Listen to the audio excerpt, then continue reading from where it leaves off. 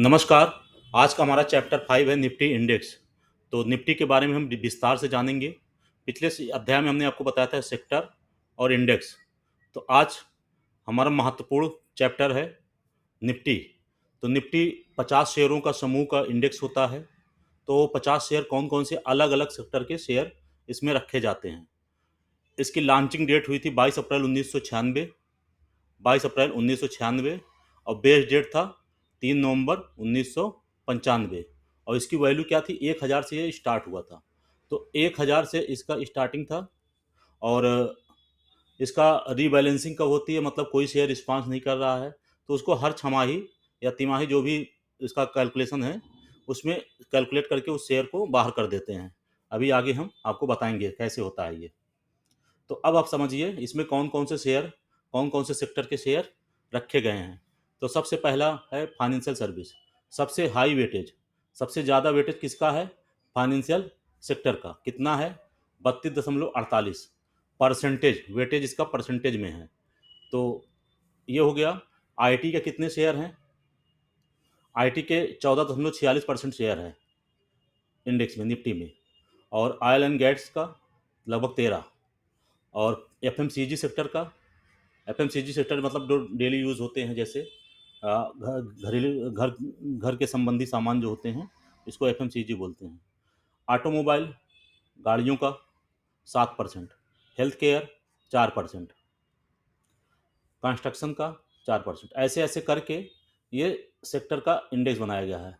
तो मतलब 100% ये टोटल यहाँ से लेके यहाँ तक जो है ये 100% होता है, जोड़ेंगे तो इसको। तो ये 100% पूरा कैलकुलेशन आएगी। तो सबसे ज़्यादा फाइनेंशियल सर्विस है। अब फाइनेंशियल सर्विस में कौन कौन शेयर आते हैं, एचडीएफसी बैंक है, आईसीआईसी बैंक है, एक्सिस बैंक है, स्टेट बैंक है, कोटक भी है। ठीक है। अब आइए, ये फाइनेंशियल सर्विस के हैं। अब सबसे ज़्यादा किसका वेटेज है, 11%, किसका, एचडीएफसी बैंक का। इसके बाद कौन सा है, रिलायंस। फिर कौन सा है, आईसीआईसी बैंक। ऐसे ऐसे करके इन्फोसिस का 6%। अब ये टॉप 10 हमने यहाँ पे रखा हुआ है, एनएससी की वेबसाइट से इसको हमने लिया है डाटा।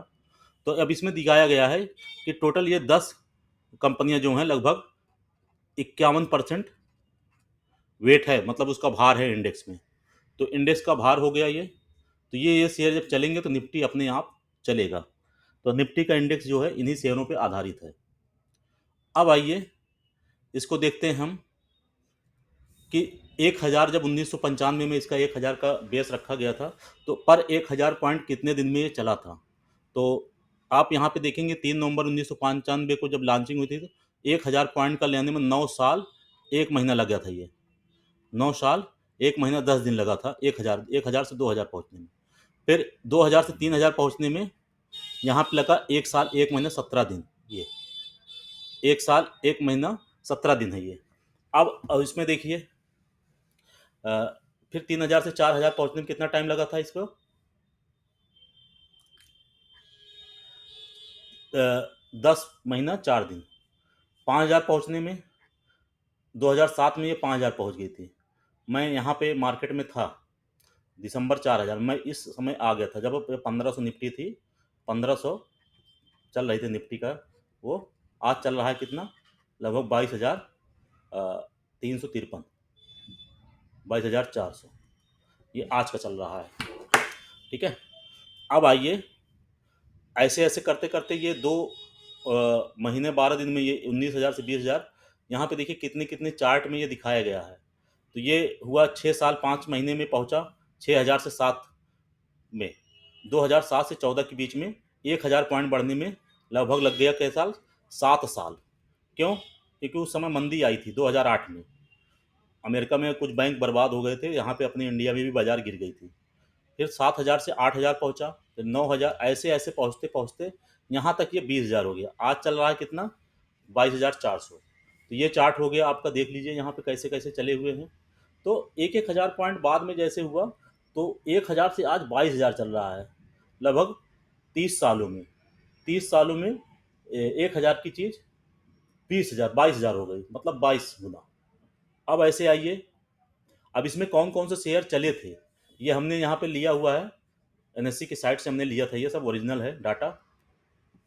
26 जुलाई 2017 से 26 जुलाई 2017 से 11 सितंबर 2023 तक यहाँ पे कौन कौन से शेयर हैं। अब इसमें एक चीज़ ध्यान रखिएगा, शेयर निकाले भी जाते हैं, अगर कोई इंडेक्स में अच्छा परफॉर्म नहीं करेगा तो शेयर निकालो उठे। सबसे ज़्यादा कौन सा शेयर चला है 1545 पॉइंट का 17 से 24 में, ये खाली अकेले रिलायंस इंडस्ट्रीज चला है। रिलायंस का शेयर अकेले चलाया है 1545 पॉइंट। फिर इसके बाद कौन सा आता है, एचडीएफसी बैंक। फिर कौन सा आता है, इन्फोसिस आईटी का शेयर, एचडीएफसी बैंक। फिर आता है टीसीएस टाटा कंसल्टेंसी सर्विस लिमिटेड। फिर एलएनटी लार्सन एंड टिब्रो, हाउसिंग डेवलपमेंट, ये एचडीएफसी फाइनेंस पहले था। अब एचडीएफसी फाइनेंस और एचडीएफसी मर्ज हो चुका है। मर्ज का मतलब दोनों कंपनियां एक हो गई हैं। बजाज फाइनेंस, ये सब इंडेक्स के हैं 2017 से। ऐसे ऐसे करते करते देखिए कितना योगदान है यहाँ पे सब दिखाया गया है। टोटल पॉजिटिव कंट्रीब्यूटर्स, मतलब इस पे देखिए टोटल क्या बोलते हैं 48 शेयर 10,600 पॉइंट यहाँ पे जोड़े हैं मार्केट में। कितने साल में, 2017 से 2023 तक, 6 साल में ये इतना चला है। अब देखिए यहाँ पे कितने निगेटिव परफॉर्म किए हैं, 21 स्टॉक, मतलब 50 शेयरों में 48 और 21 कितने हो गए, इतने शेयर इसमें आए और गए। तो टोटल ये 606 पॉइंट जो है ये डाउन किए 21 स्टॉक, जिसमें से पहले यस बैंक भी था, ये यस बैंक हटा दिया गया और ये सब जो है पूरा जो है ये सब निकाल उठे रेड में जो है कुछ शेयर इसमें से इंडेक्स से निकाले जा चुके हैं। इसके बाद आइए अब देखिए फाइनेंशियल सर्विस कितना अकेले, फाइनेंशियल सर्विस यहाँ पे पूरा डाटा दिए हुए हैं। फाइनेंशियल सर्विस 3401 पॉइंट का मूवमेंट दिया है। आईटी का शेयर 1882 पॉइंट और ऑयल गैस का इतना। अब यहाँ पे देखिए टोटल पॉजिटिव कंट्रीब्यूटर 14 सेक्टर, मतलब 14 सेक्टर के शेयर जो है 10,051 पॉइंट बढ़ाया है निफ्टी 50 इंडेक्स जो है। इसके बाद आइए निगेटिव कितने चले हैं, एक सेक्टर खाली कौन सा चला है, मीडिया एंटरटेनमेंट पब्लिकेशन, ये जो है गिराया है मार्केट को 50 निफ्टी 50 को। अब आइए इसके बाद देखिए market capital, free float market capitalisation. इस पर ध्यान रखिए जो निफ्टी के शेयर हैं, निफ्टी के जो भी शेयर है ये फ्री फ्लोट मार्केट कैपिटलाइजेशन के आधार पे रखे जाते हैं। निफ्टी में जो शेयर आते हैं जिसका मार्केट कैपिटल ज़्यादा रहेगी, मार्केट वैल्यू ज़्यादा रहेगी, वो निफ्टी 50 में इंडेक्स में रहेंगे। तो आज की डेट में अगर देखते हैं नीला वाला जो है भाग, ये नीला वाला भाग है फुल मार्केट कैपिटल, मतलब पूरी कंपनी का मार्केट कैपिटल है। मार्केट कैपिटल टोटल ये यहाँ पे है। तो कितना है ये इतना बन रहा है। कितना बन रहा है ये,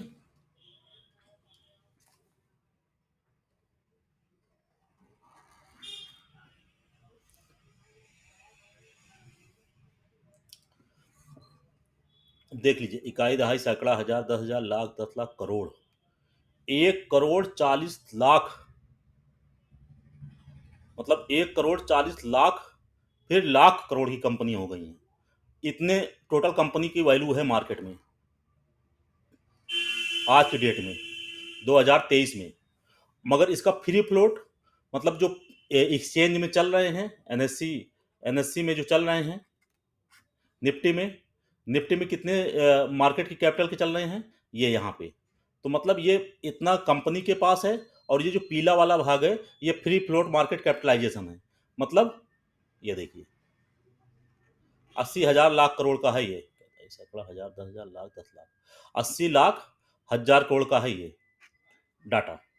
तो ऐसे ये देख लीजिए 1995 में इतना मार्केट कैपिटल था, फिर इतना हुआ 2000 में, फिर 2005 में इतना हुआ, 2010 में देखिए पब्लिक में शेयर ज़्यादा मतलब था और कंपनी के पास इतना था। धीरे धीरे देखिए आंकड़ा बढ़ता गया, कैपिटल बढ़ती गई, वैसे हुआ इसका। ये कब से हमने डाटा लिया है, ये पूरा डाटा दिया है 1995 2023 तक। अब आइए इसका साल दर साल यहाँ पे डाटा दिया हुआ है। फाइनेंशियल सर्विस कितना चले, फाइनेंशियल सर्विस में एचडीएफसी बैंक, आईसीआईसी बैंक, ये सब है। तो कितना चले 1995 20%, सबसे ज़्यादा देखिए इनका इसी पे चला है।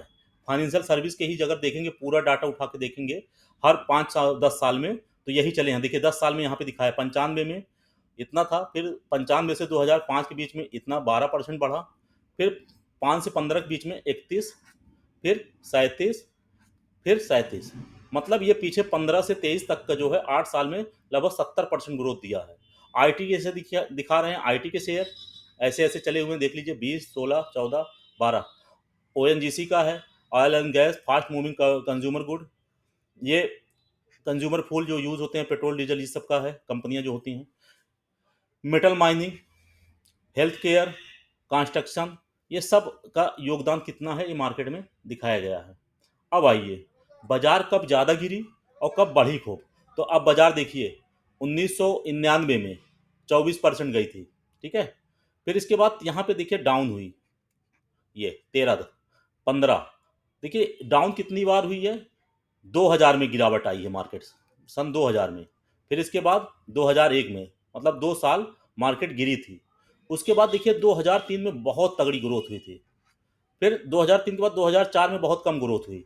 फिर इसके बाद 2005 में थोड़ी ज़्यादा हुई, 5 और 6 में ज़्यादा थी, 7 में भी बहुत ज़्यादा हुई, 8 में पूरा मार्केट क्रैश हो गई, 51%, खूब गिरी थी बाजार, निफ्टी आधी हो गई थी। फिर इसके बाद मगर 2009 में देखिए जितनी गिरी थी उतना रिकवर करके प्लस में चली गई। तो इसके बाद ऐसे देखिए फिर 2011 में डाउन हुई, 11 के बाद फिर 2014 में, 15 में थोड़ी डाउन हुई। उसके बाद बाजार कभी गिरी नहीं, बाजार बढ़ती गई, साल दर साल बढ़ती ही जा रही है। ये ऐसे ऐसे पूरा डाटा इसका दिख रहा है। अब इसके बाद आप देखिए मार्केट कैपिटल, अब पूरी कंपनी की मार्केट कैपिटल इतनी है रिलायंस की, ठीक है। मगर निफ्टी में सबसे ज़्यादा वेटेज किसका है, एचडीएफसी बैंक का। क्यों? क्योंकि एचडीएफसी बैंक का फ्री फ्लोट मार्केट कैपिटल ज़्यादा है। रिलायंस का मार्केट कैपिटल है 20,39,782 करोड़, टीसीएस का है 14,76,432 करोड़। ऐसे आप सबका देखिए देखते जाएंगे तो ये यहाँ पे सबका मार्केट कैपिटल हमने दिया हुआ है। अब देखिए फ्री फ्लोट क्या होता है। फ्री फ्लोट क्या है, मार्केट कैपिटल पूरी कंपनी की फुल। तो रिलायंस की है 20,39,000, मगर अभी जो फ्री है, फ्री फ्लोट जो है 10,08,000। मगर इसका जो एच डी एफ सी का है ये पूरा फुल है। देखिए इसमें देखिए रिलायंस में देखिए 50% कंपनी के पास है अभी, मतलब मालिक के पास, ठीक है, बाकी फ्री है। मगर इसमें देखिए पूरा 100 का 100% जो है पब्लिक में चल रहा है। तो ये पब्लिक लिमिटेड पूरा फुल हो गया है, प्राइवेट मगर सबके पास है शेयर, ही देख लीजिए। एफ आई आई के पास 52%, 38%, डी आई के पास 16%। तो ये पूरा 10,88,000। अब देखिए 10,88,000 ज़्यादा, इसलिए नंबर 1 पे ये है। जिस दिन रिलायंस का इससे ज़्यादा हो जाएगा, रिलायंस नंबर 1 पे चला जाएगा, ये अपने आप रिबैलेंसिंग हो जाएगी। तो अब यहीं पे समझिएगा मार्केट कैपिटल कैसे निकाला जाता है, ये भी ध्यान रखिए। तो मार्केट कैपिटलाइजेशन का फार्मूला है, मार्केट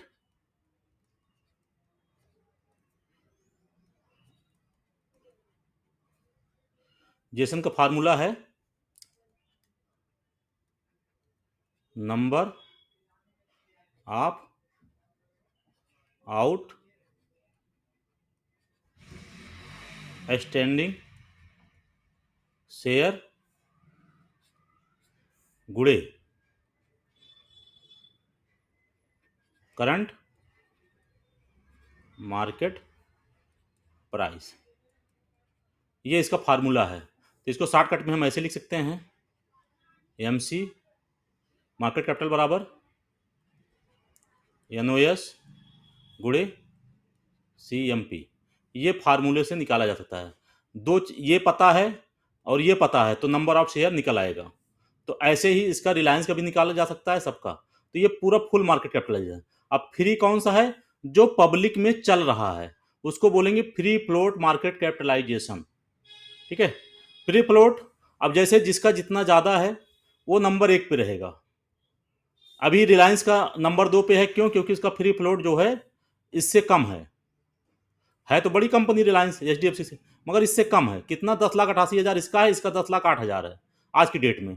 तो फ्री फ्लोट जैसे अगर ये शेयर गिर गया तो ये और आगे उसका बैलेंस हो जाएगा, मतलब उसका योगदान मार्केट में ज़्यादा हो जाएगा। जिसका फ्री फ्लोट ज़्यादा रहेगा वो निफ्टी को ज़्यादा गिराएगा बढ़ाएगा। अब जब शेयर वो चलेगा तो अपने आप निफ्टी बढ़ेगा, और जब गिरेगा तो अपने आप डाउन होगा निफ्टी। तो यही सब शेयर है जो निफ्टी को प्रभावित करते हैं। इन सब शेयरों को अगर हम वॉच करते हैं तो हम ये पकड़ सकते हैं कि कौन सी निफ्टी की चाल क्या रहेगी। तो निफ्टी का चाल जो है यहीं से निर्धारित की जाती है मार्केट में। हमको इस सब शेयर के बारे में पता रहेगा तो हम निफ्टी की चाल की दिशा निर्धारित कर सकते हैं कुछ हद तक। कुछ हद तक हम कर सकते हैं। अब देखिए टाटा मोटर का है 3,28,071 रुपये को, तो ये फ्री फ्लोट मार्केट कैपिटल जिसका जितना ज़्यादा रहेगा वो नंबर 1 पे उतना हो अपने आप चला जाएगा। धन्यवाद। तो आज का हमारा ये निफ्टी का चैप्टर यहीं पे समाप्त होता है। अब हम कल सीखेंगे बैंक निफ्टी का, बैंक निफ्टी कैसे परफॉर्म करता है, कैसे चलता है, उसमें कौन कौन से शेयर हैं। धन्यवाद।